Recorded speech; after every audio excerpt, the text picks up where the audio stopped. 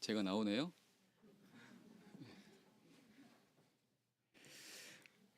예수 그리스도 이름으로 하나님의 말씀 증거하도록 하겠습니다. 먼저 성경 말씀 찾겠습니다. 마태복음 2장입니다.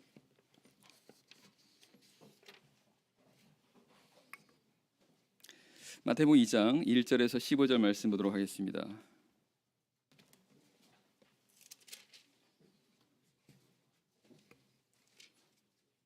마태복음 2장 1절에서 15절.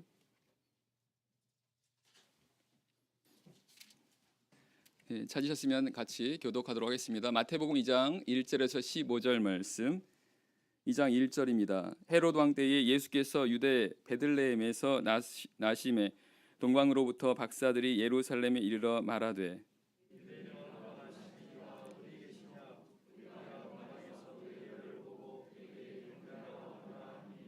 헤롯 왕과 온 예루살렘이 듣고 소동한지라.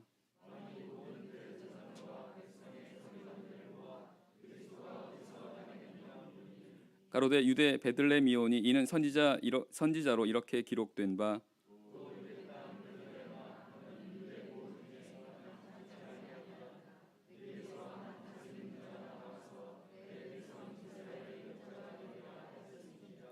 이에 헤롯이 가만히 박사들을 불러 별이 나타난 때를 자세히 묻고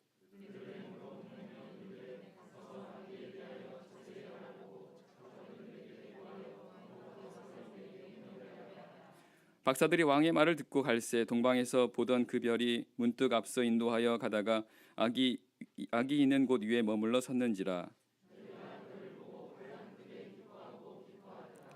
집에 들어가 아기와 그 모친 마리아의 함께 있는 것을 보고 엎드려 아기께 경배하고 보배합을 열어 황금과 유향과 몰약을 예물로 드리니라.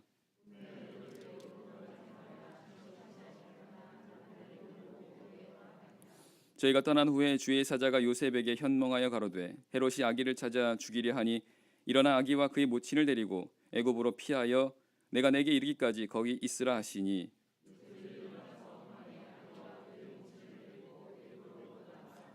헤롯이 죽기까지 거기 있었으니 이는 주께서 선지자로 말씀하신 바 애굽에서 내 아들을 불렀다 함을 이루려 하심이니라.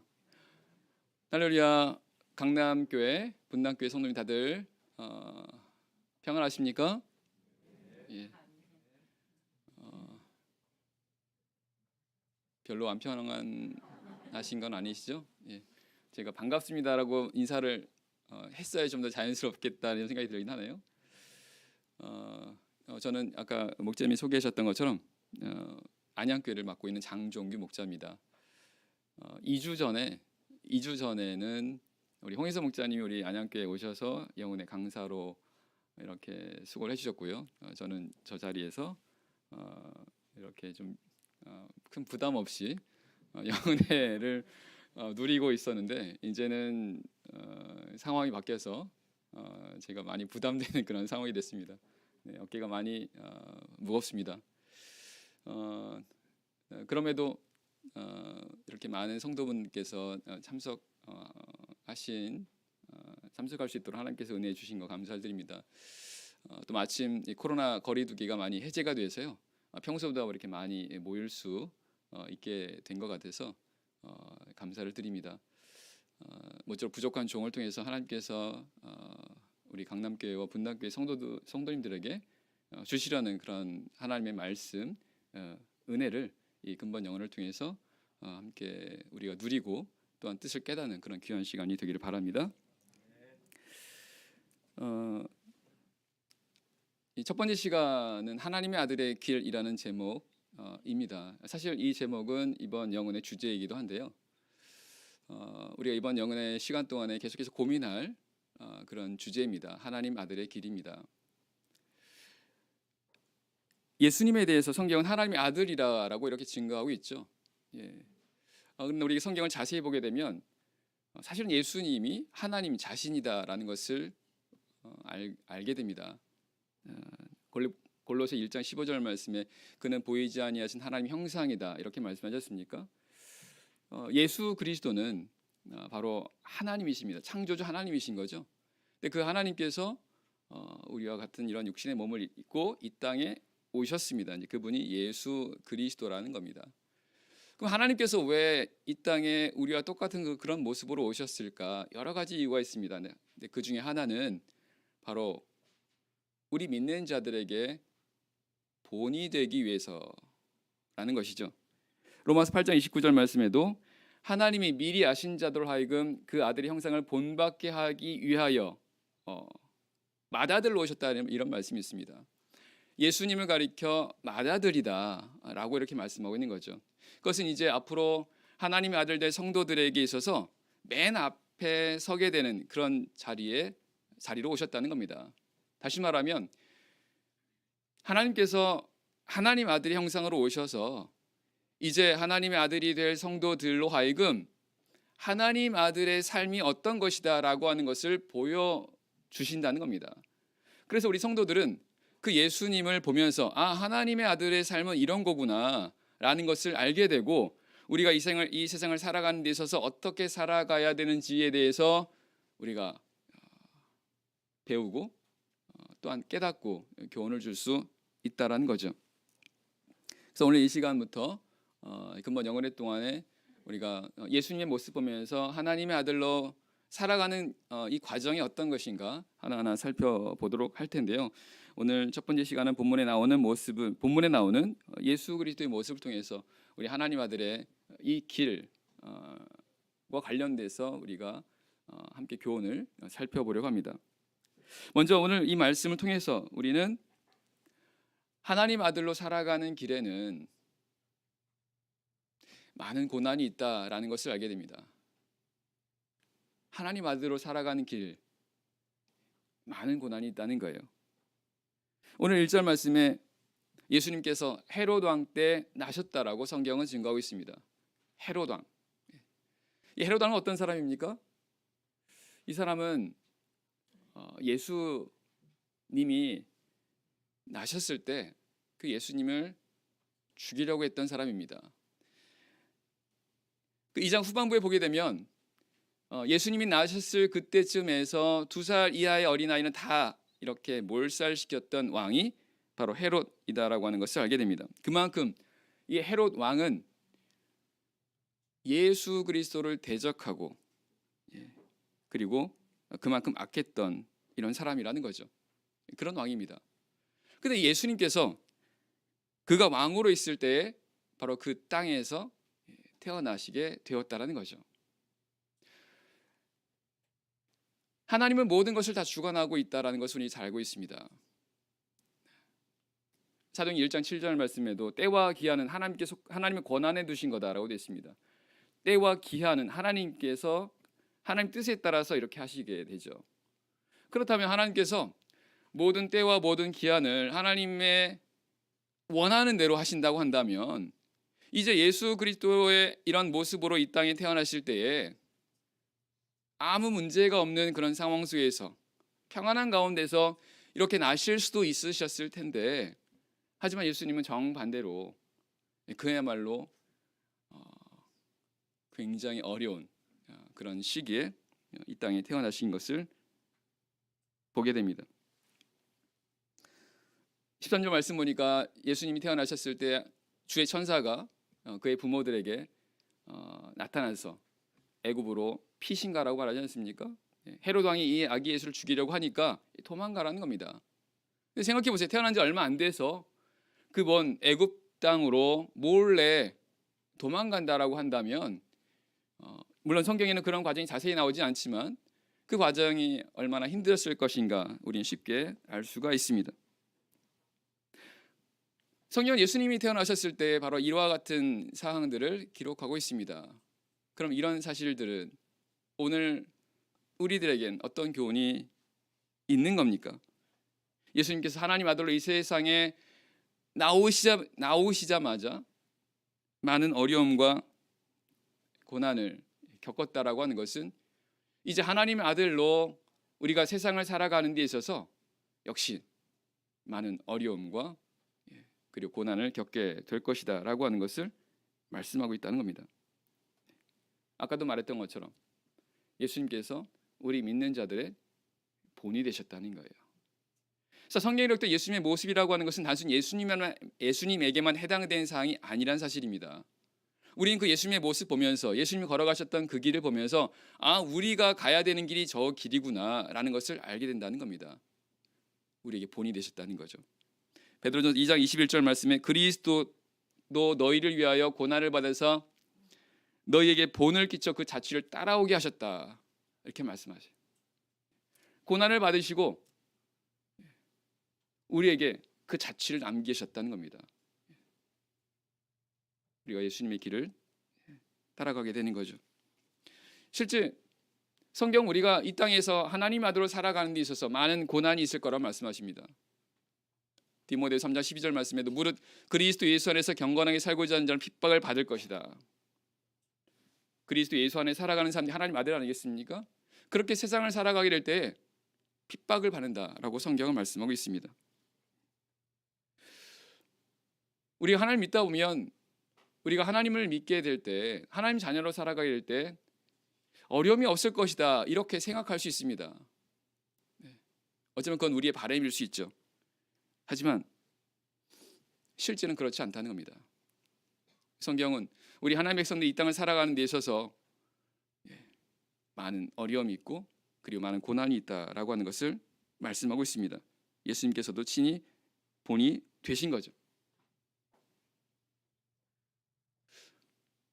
이 헤로드 왕이 예수님 태어나실 때 죽이려고 했습니다. 왜 죽이려고 했을까요? 유대인의 왕으로 오실 이라고 이제 헤로드 왕에게 보고하게 되죠. 지금 유대인의 왕은 누굽니까? 헤로드 왕입니다. 그런데 자기 말고 또다시 그런 왕이 나온다. 헤로드 왕의 입장에서는 결코 용납할 수 없는 그런 상황이겠죠. 어찌됐든 어떻게든 그래서 그 예수, 아기 예수를 죽이려고 했다는 겁니다. 자신의 왕의 심각한 위협을 받게 될 테니까요. 하지만 이건 표면적인 이유죠. 본질적인 것은 바로 사단의 역사라는 겁니다. 하나님 아들을 대적하는 이 사단의 배후의 그런 사단의 역사라는 거죠. 마귀는 하나님의 아들을 대적합니다. 오늘 이 시대를 살아가는 우리 하나님의 아들들도 바로 사단이 이렇게 대적하게 되고 그로 인해서 많은 어려움들이 있게 되는 겁니다. 근데 좀 전에 말씀드렸던 것처럼 모든 건 하나님이 허락하신 가운데 있습니다. 심지어는 참새 한 마리가 땅에 떨어진 건 역시도 하나님이 허락하신 가운데 있다라고 말씀하세요. 그렇다면 이 땅을 살아가는 우리 하나님의 아들들이 어려움을 당하고 큰 고난을 당한다라고 하는 것은 하나님의 허락하신 가운데 있다라는 겁니다. 하나님 허락하심이 없는 가운데 그와 같은 그런 모습으로 살아갈 수는 없다는 겁니다. 하나님께서 우리 하나님의 아들들에게 그와 같은 삶을 어렵고 고난에 일하는 그런 상황을 우리에게 하셨다라는 거죠. 왜 그런 어려움을 허락하시게 됩니까? 결론부터 말씀드리면요, 우리를 하나님 나라에 드리도록 하시기 위해서입니다. 이거 우리가 이미 잘 알고 있는 그런 사실 아니겠습니까? 믿음의 결국 영혼의 구원을 받는다라고 성경은 말씀하고 있습니다. 우리가 하나님 믿는 궁극적인 목적은 하나님 나라에 들어가는 것입니다. 이걸 누구보다도 하나님께서 아신다는 거죠. 하나님은 이 땅에서 우리 하나님의 아들로 만들어주시고 하나님 아들로 살아갈 수 있도록 우리 삶에 섭리하시는데요, 궁극적으로 하나님께서 바라시는 것이 있다면 이제 우리 하나님의 자녀들이 하나님 나라 천국에 들어가는 겁니다. 근데 문제는요, 이 천국에 아무나 들어갈 수 있는 곳이 아니라는 겁니다. 이 하나님 나라는 거룩한 곳입니다. 거룩하신 하나님 계신 그런 거룩한 곳이요, 그런 온전한 곳입니다. 그 말은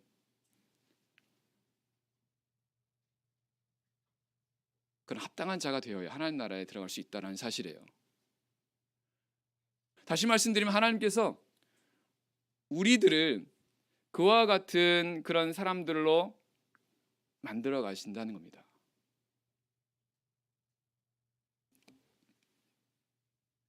히브리서 5장 8절에서 9절 말씀, 그가 아들이시라도 받으신 고난으로 순종함을 배워서 온전하게 되었은즉.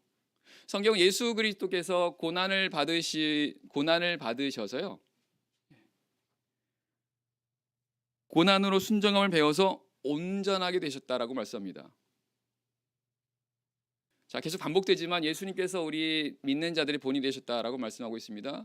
예수님께서 바로 그와 같은 그런 과정을 통해서 온전하게 되셨다라고 하는 것은 오늘 우리들 마찬가지라는 거죠. 우리가 온전하게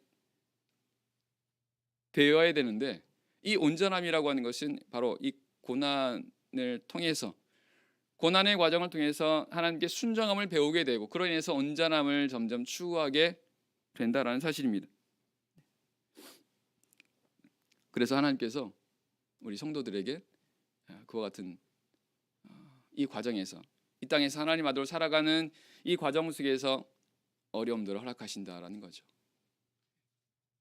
하나님의 은혜로 이 땅에서 우리가 물과 성령을 거듭나 하나님의 자녀가 되었습니다. 하지만 그렇다고 해서 우리가 온전한 사람이 된 건 아니죠. 하나님은 그렇게 하나님의 자녀로 만들어진, 세워진 이 사람들을 하나님 나라에 합당한 자로 만들어 가신다는 거예요. 그걸 위해서 우리 삶 속에 많은 어려움들을 허락하신다는 겁니다. 때로 사단이 우리를 시험하고 우리에게 고난을 준다 하더라도 그런 시험을 허락하시는 것도 바로 이런 이유에서라는 겁니다.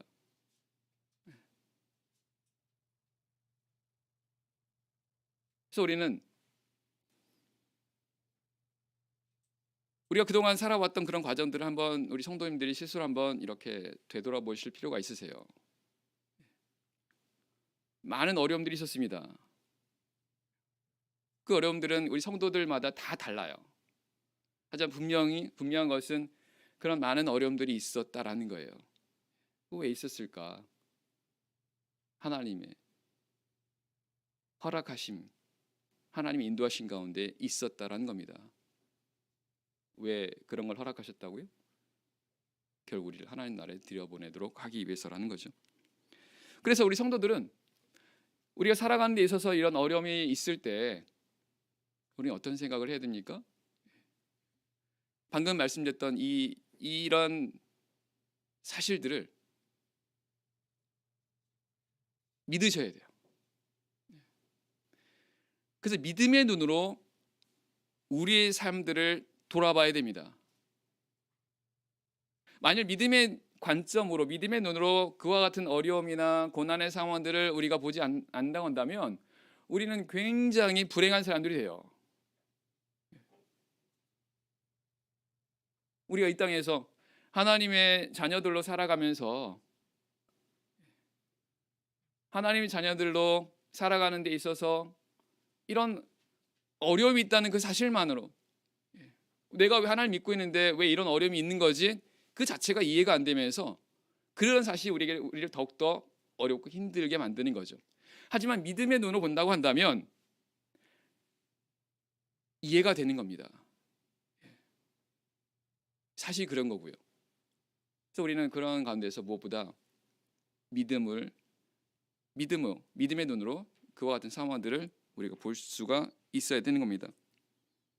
모든 걸 하나님께서 주관하고 계시고요, 우리로 하여금 온전하게 만들어 가시도록 하나님께서 이런 상황들을 허락하셨다라고 하는 부분들에서 우리는 먼저 믿음을 가지셔야 되고, 이것을 위해서 예수님께서 본을 보이셨다는 겁니다.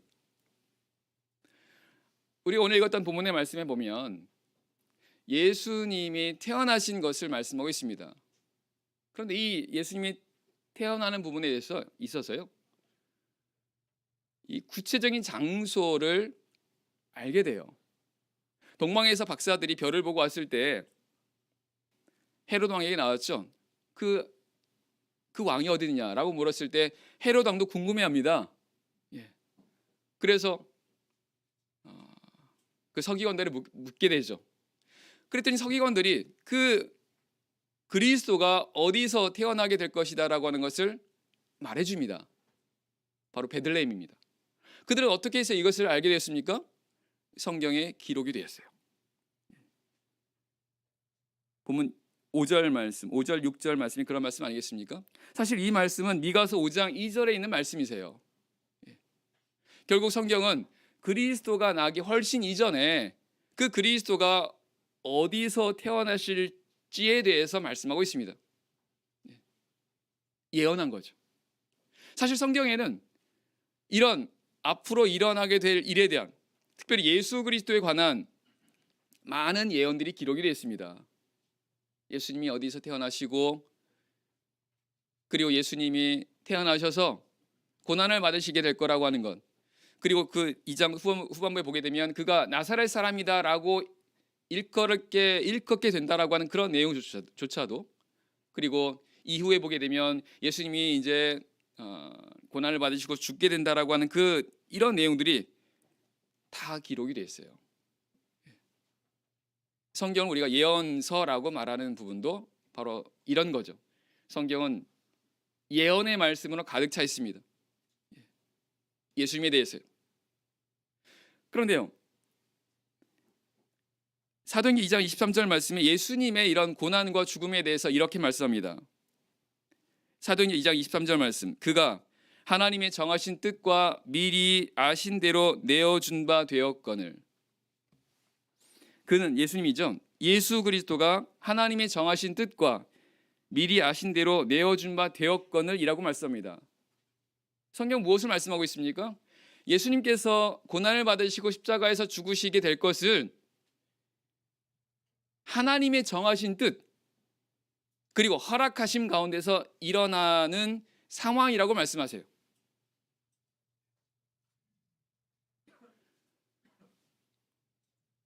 예수 그리스도께서 이 땅에 오시고 많은 고난을 당하시고 또 그런 고난의 길을 걸어가게 되신 것이 하나님의 정하신 뜻이라는 겁니다. 그리고 또한 하나님의 허락하심 가운데 그와 같은 하나하나 그런 상황들을 이렇게 겪게 되었다라고 말씀하고 있습니다. 이것이 오늘 우리에게 무슨 상관이 있는 겁니까? 아까도 말씀드렸지만 예수님은 우리의 본이 되셨어요. 오늘 우리도 마찬가지라는 겁니다. 시편 139편을 보겠습니다. 시편 139편 16절 말씀. 시편 139편 16절입니다. 시편 139편 16절. 내 형질이 이루기 전에 주의 눈이 보셨으며 나를 위하여 정한 날이 하나도 되기 전에 주의 책에 다 기록이 되었나이다. 나를 위하여 정한 날이 주의 책에 다 기록이 됐대요. 하나님 아들 될 성도들에 대해서 하나님께서 정한 것들이 다 책에 기록이 되어 있다는 겁니다. 놀랍지 않습니까? 사실 우리 머리는 이해가 안 돼요. 하지만 하나님께서 이렇게 하셨다라고 말씀합니다. 모든 것을 알고 계시는 그 하나님께서, 영원하신 하나님께서 사실은 그리스도 창세 전에 그리스도 안에서 우리를 택하셨다는 말씀도 하고 있어요. 그뿐 아니라 우리가 이 땅에 살아가는 동안 있어서 하게 되는 것들에 대해서 하나님은 미리 정하셨다고 말씀하세요. 하나님 정하신 바에 따라서 우리가 이와 같은 길을 가게 된다는 겁니다. 예수님처럼요. 17절 18절. 하나님이여 주의 생각이 내게 어찌 그리 보배로우신지요 그 수가 어찌 그리 많은지요 내가 세려고 할지라도 그 수가 모래보다 많도소이다. 시편 기자는 그런 하나님의 뜻에 대해서 그 생각이 너무나 보배롭고 그 수가 너무나 많다라고 이렇게 감탄하고 또한 감사를 하고 있습니다.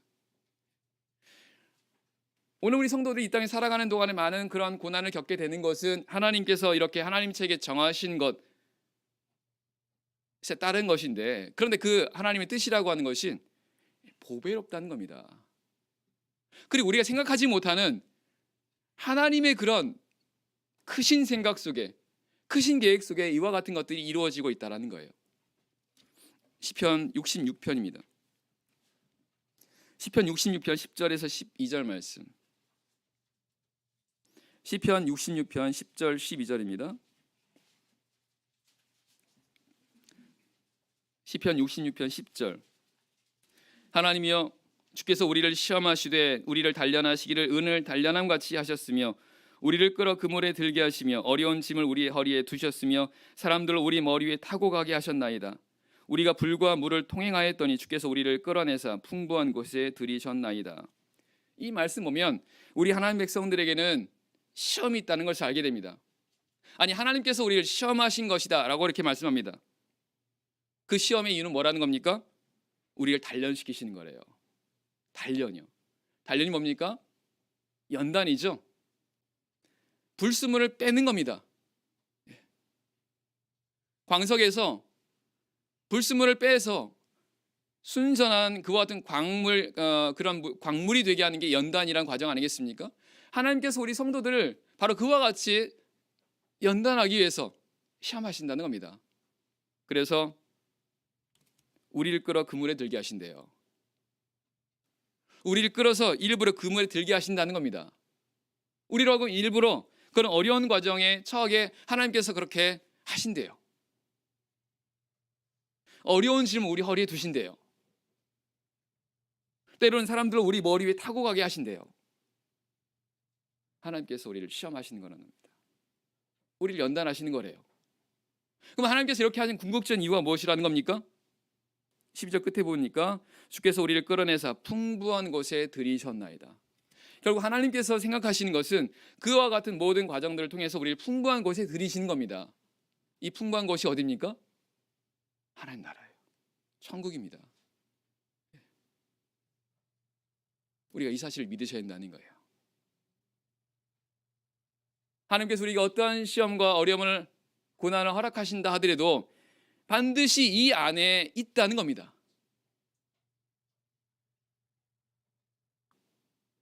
사실은 하나님께서 구약시대 이스라엘 백성들에게 먼저 보여주신 그런 내용 아니겠습니까?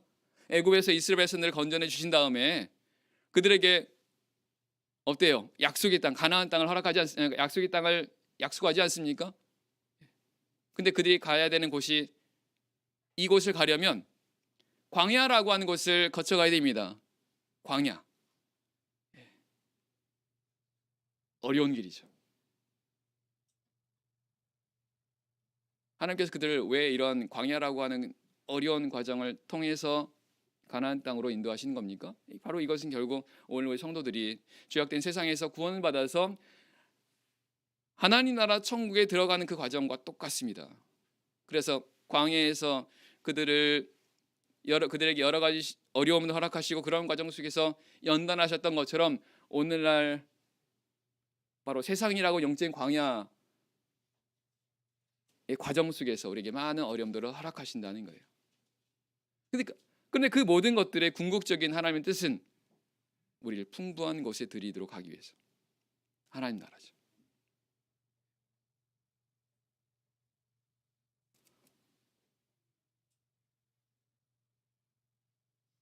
구체적으로 방법과 과정은 다 다르지만 궁극적인 것은 다 똑같습니다. 중요한 것은 우리가 그런 상황이 됐을 때 이 사실을 믿어야 됩니다. 믿어야 돼요. 그리고 믿는다면 인내하셔야 됩니다. 야고보 7장 12절 말씀, 시험을 참는 자는 복이 있도다. 이것이 옳다 인정하심을 받은 후에 주께서 자기를 사랑한 자들에게 약속하신 생명의 면류관을 얻게 하실 것이다. 시험을 참아야 한다는 겁니다. 그리고 하나님, 우리가 감당할 수 있는 범위 안에서만 이런 어려움을 허락하세요. 감당할 수 있는 범위 안에서만. 고린도서 10장 13절 말씀, 사람이 감당할 시험 밖에 너에게 당한 것이 없나니 오직 하나님이 미쁘사 너희가 감당할 수 없는 시험 당함 허락지 아니하신다라고 말씀합니다. 그리고 또한 시험 당할 때쯤에 피할 길을 내사 능히 감당케 하신다고 말씀하세요. 우리 성도들은요, 이 말씀을 꼭 기억하셔야 됩니다. 아무리 어려울 때라도 이 말씀을 기억하심으로 해서 하나님이 내게 어려운 상황을 주신 것은 내가 감당할 수 있다는 겁니다. 능히 감당할 수 있는 범위에서 우리에게 이런 시험을 주시고, 또한 능히 감당할 수 있도록 때로는 피할 길도 주신다는 거예요. 하나님 우리에게 이런 어려움을 허락하신 것은 우리를 그냥 어려우라고, 고생하라고, 고통당하라고 주신 게 결코 아니다라는 겁니다. 우리를 위해서죠. 이런 믿음, 이런 하나님의 말씀, 약속을 우리가 꼭 믿으시고 이 과정을 잘 믿음으로 인내해야 됩니다. 이 과정 속에서 한 가지 우리가 꼭 조심해야 될 것이 있습니다. 그것은 바로 사단의 거짓말입니다. 아까 읽었던 마태복음 2장에 보면 이 헤롯 왕이 동방 박사들에게 베들레헴에 있는 이 그리스도에게로 가려고 할 때 그들에게 말합니다. 그 아이를 찾거든 내게 말하라는 겁니다. 왜요? 자기도 그 아이에게 경배하겠다는 거예요. 이 말이 맞습니까? 틀립니다. 거짓말이에요. 실제 나중에 이제 동방 박사들이 그것을 알게 돼서 왕에게 돌아가지 않았을 때 헤롯 왕이 어떻습니까? 그 지역의 2살 이하 아이는 다 죽이지 않습니까? 헤롯 왕이 사실은 거짓말을 하게 된 것입니다. 당시 헤롯은 자신의 왕권을 지키기 위해서 이런 유대인의 왕으로 오실 예수 그리스도를 죽이려 했다라는 겁니다. 근데 아까도 말씀드렸던 것처럼 사실 이건 표면적인 이유에 불과한 것이고요. 그 배후에 사단이 역사를 하는 겁니다. 사단이 헤롯 왕을 통해서 대적하는 거죠. 근데 우리가 유념해야 될 것이 바로 거짓말입니다. 거짓입니다. 성경은 이 사단을 가리켜 거짓의 아비라고 이렇게 증거합니다. 거짓의 아비라는 거예요. 그 말은 사단의 주먹이가 거짓말이라는 겁니다. 거짓이라는 겁니다. 거짓을 통해서 하나님의 아들을 대적한다는 거예요.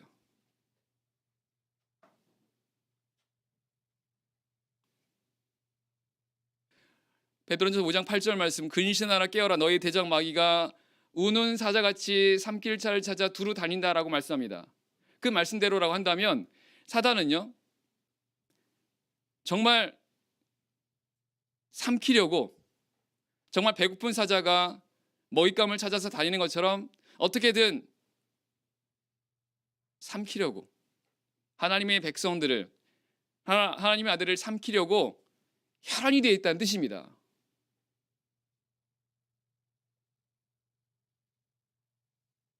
하나님의 아들의 그 길 가지 못하도록 중간에서 그 길을 포기하게 한다거나 다른 길로 가게 한다거나 해서 하나님 나라의 하나님 아들로 가야 되는 이 길을 가지 못하도록 사단이 어떻게든 방해하고 대적한다는 겁니다. 어떻게 해요?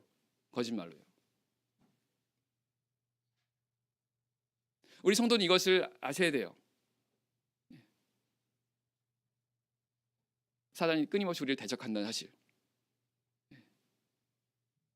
그럼 사단은 어떻게 이렇게 대적합니까? 어떻게 이렇게 방해합니까? 요한복음 13장 말씀 보게 되면 사단이 가룟 유다의 마음에 예수를 팔려는 생각을 넣었다고 말씀하세요. 사단은 오늘 생각과 마음을 통해서 우리를 대적합니다. 끊임없이요. 왜냐하면 가장 중요한 우리 마음입니다. 무릇 지킬 만한 것보다 더욱 내 마음을 지키라. 생명의 근원이 이에서 남이니라. 우리 마음이 가장 중요하다는 겁니다. 우리 마음을 지켜야 돼요. 사단도 그걸 알고 있죠.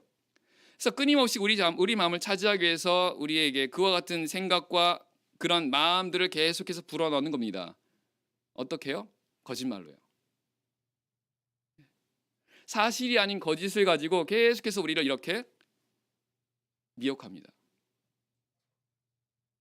문제는 그 사단이 주는 생각을 혹은 마음을 따라가게 되면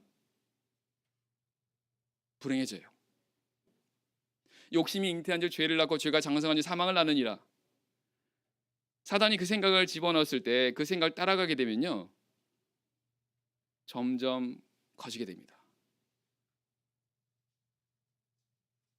욕심이 잉태한 즉 죄를 낳고 죄가 장성한 즉 장성해요. 장성합니다. 그러니까 처음에 그런 어떤 생각이 들 때는 그게 큰 어떤 나에게 영향을 끼치지 않은데요, 내가 계속 그 생각을 따라가게 되면 나중에 이 생각이 우리의 생각과 마음을 가득 차지하게 됩니다. 그럼 나중에는 우리가 감당이 안 돼요. 나중엔 죄를 범하게 된다거나 시험에 든다거나 그런 상태가 되는 거죠. 사단은 끊임없이 우리 성도들을 그렇게 미혹해요. 우린 그걸 먼저 알아야죠. 고린도서 11장 말씀 보겠습니다. 고린도서 11장 3절 말씀.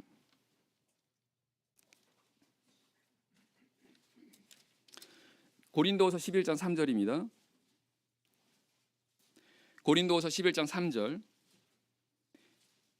뱀이 그 간계로 이와를 미혹해 한 것 같이 너희 마음이 그리스도를 향하는 진실함과 깨끗함에서 떠나 부패할까 두려워하노라.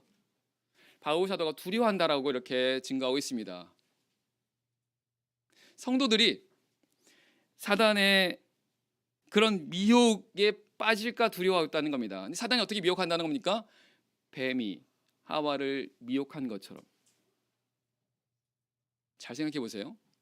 인류의 시조였던 아담과 하와도 사실은 이 뱀의 미혹, 사실은 사단이지 않습니까? 사단의 미혹에 의해서 그렇게 되지 않습니까? 어떻게 해요? 거짓말로요. 뱀이 하와에게 거짓말을 하게 되고 하와가 그 거짓말에 넘어가서 결국은 하나님 관계가 끊어지지 않습니까?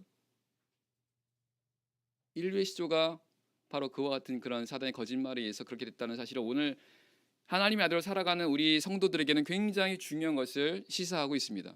바울 사도가 바로 이렇게 말하고 있는 것도 뱀이, 즉 사단이 우리 성도를 그와 같이 미혹해 한다는 겁니다. 어떻게 미혹해 한다는 겁니까? 그리스도를 향하는 진실함과 깨끗함에서 떠나도록이요.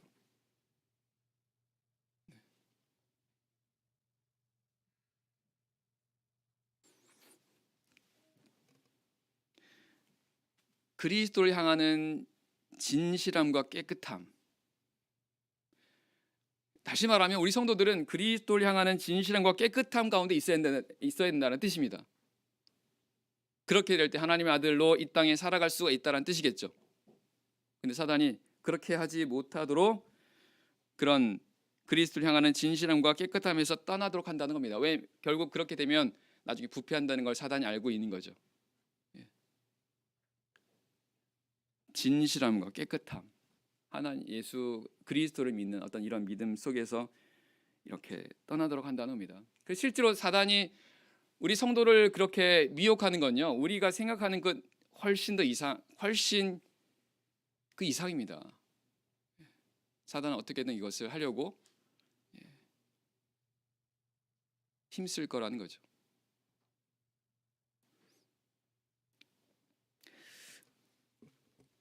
안식일 저녁 시간에 이제 제가 돌아와서 이제 사모랑 뭐 이제 그날 있었던 교회 뭐 이런저런 얘기를 하는 그런 과정 속에서 사모가 속해 있는 그 신도회 한 자매가 최근에 있었던 그런 일을 이제 얘기를 하더라는 겁니다.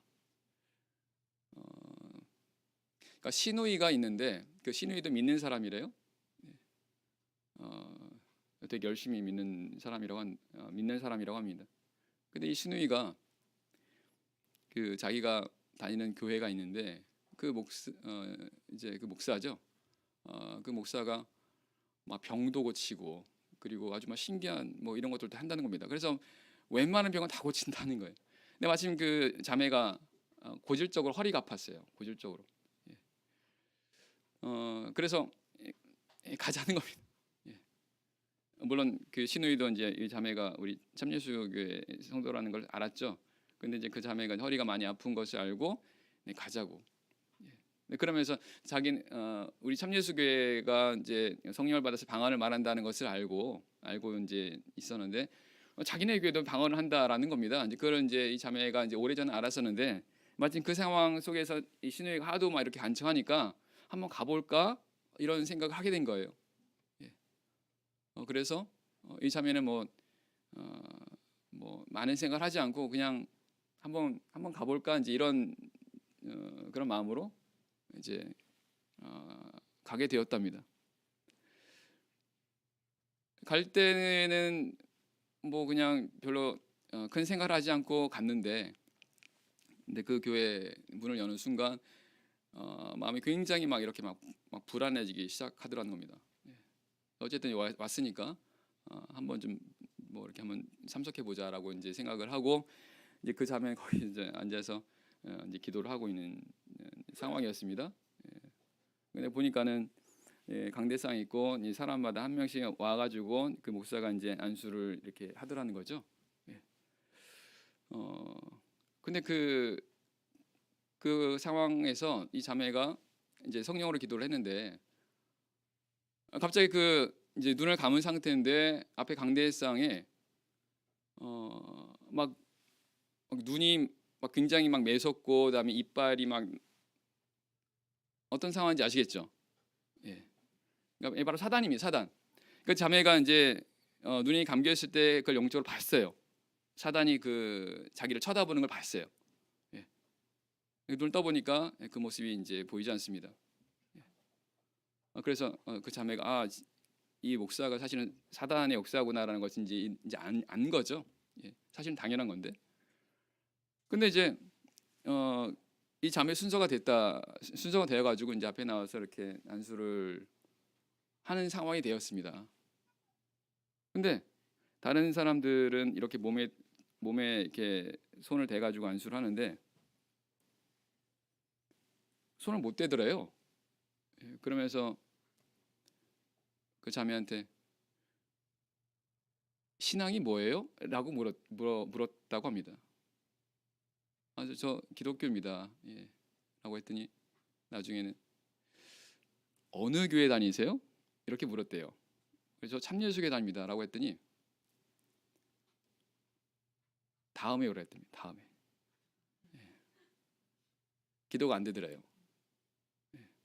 기도가 안 되고 그래서 이제 그렇게 된 상황을 이제 안식일 오후 시간에 이제 분반 이제 예배 2차 신도의 시간에 얘기를 한 거예요. 그래서 사모를 통해서 그 상황을 제가 알고 이거 큰일 날 뻔했다라는 생각을 했습니다. 큰일 날 뻔했다는 거죠. 거기서 안수를 받아서 왜냐면 분명히 사단이 역사이기 때문에 안수를 받게 되면 큰일 날 뻔한 거죠. 그래서 제가 그날 바로 자매한테 연락을 했습니다. 교회 오시라고. 드릴 말씀이 있다고. 그리고 기도할 게 있어서 하니까 오시라고 했습니다. 그래서 제가 여기 신명기 13장 말씀 볼까요? 신명기 13장입니다.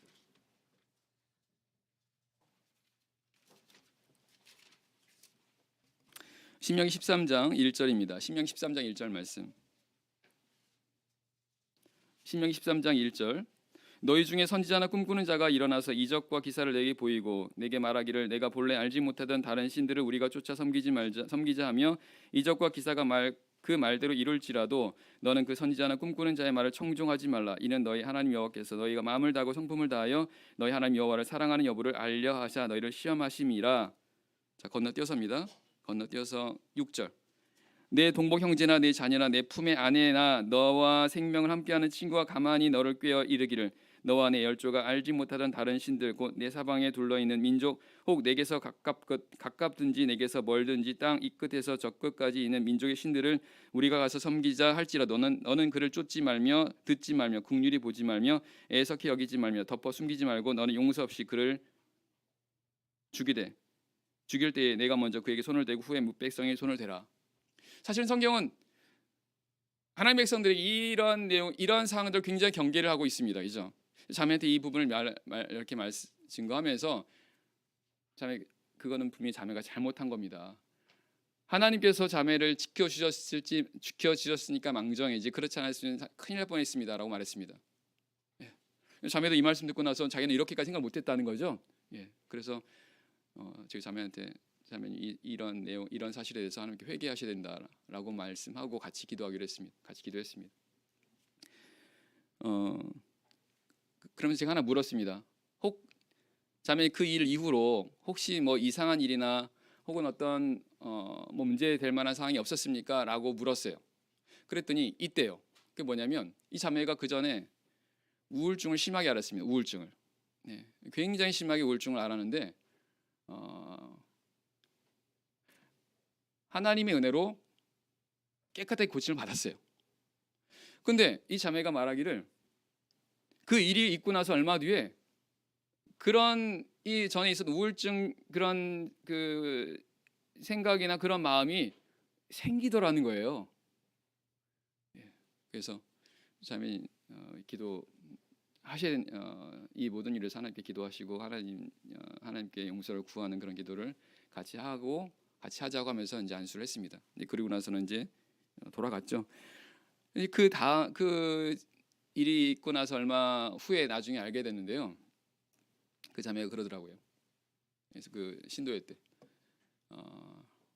안수를 받는데 뭔가 안에서 쭉 빠져나가는 느낌을 받답니다.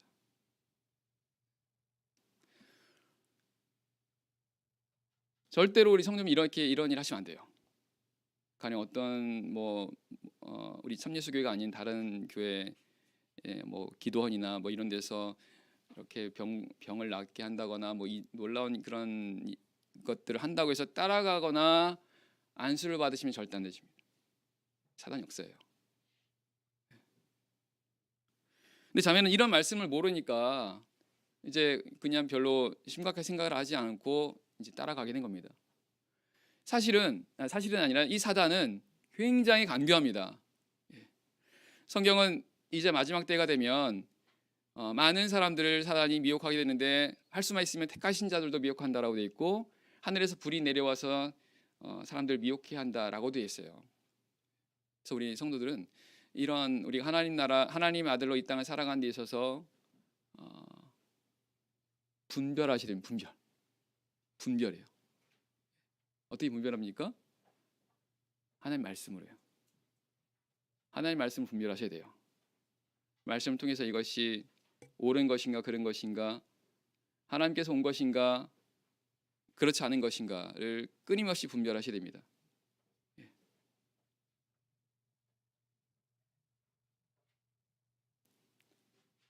시간이 굉장히 빨리 가는 것 같은데요. 말씀 한 말씀만 보고 마치겠습니다. 레위기 10장입니다. 레위기 10장 8절입니다. 레위기 10장 8절. 레위기 10장 8절입니다. 여호와께서 아론에게 일러 가라사대 너나 내 자손들이 회막에 들어갈 때는 포도주나 독주를 마시지 말아서 너희 사망을 면하라. 이는 너희 대대로 영원한 규례라. 10절 그리하여야 너희가 거룩하고 속된 것을 분별하고 부정하고 정한 것을 분별하고.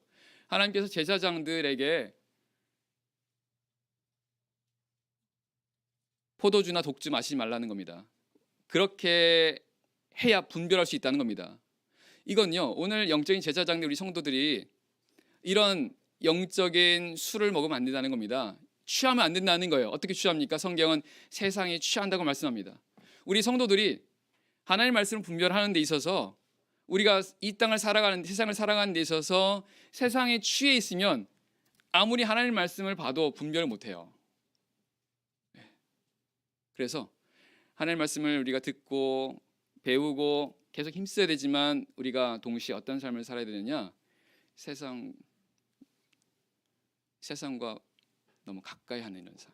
성경의 말씀대로 한다면 세상을 벗하는 겁니다. 야고보 4장 말씀 나와 있죠. 우리는 구별된 이런 삶을 살아갈 때 영적 제사장으로서 이런 분별을 하며 살아갈 수가 있습니다. 이제 앞으로 계속 시간마다 이와 같은 그런 부분들을 통해서 하나님 아들로 우리가 어떻게 살아가는지 함께 배우고 또 하나님 뜻을 깨달아서 하나님 아들로 더욱더 이렇게 성장하는 그런 우리들이 되기를 원합니다. 묵도하겠습니다.